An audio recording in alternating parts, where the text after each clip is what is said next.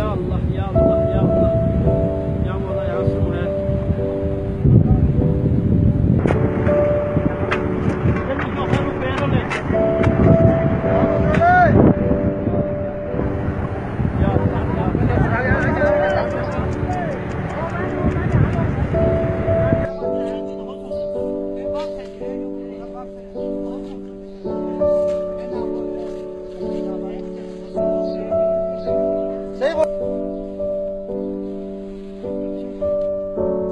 Government ने हमें क्या दिया, क्या किया?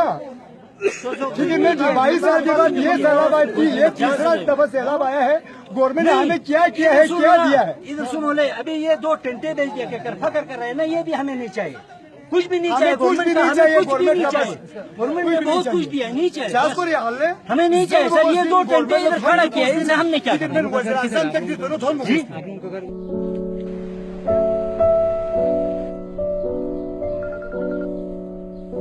चौवन घराने हैं, लेकिन कुछ जुज़वी है जो मुकम्मल तबाह हो गए। वो 25 है।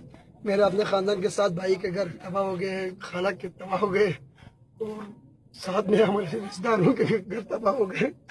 हमारे साथ पूरा मवेशियाँ दब गए, कोई चीज नहीं रहा, पूरा चाहे तो खत्म हो गए।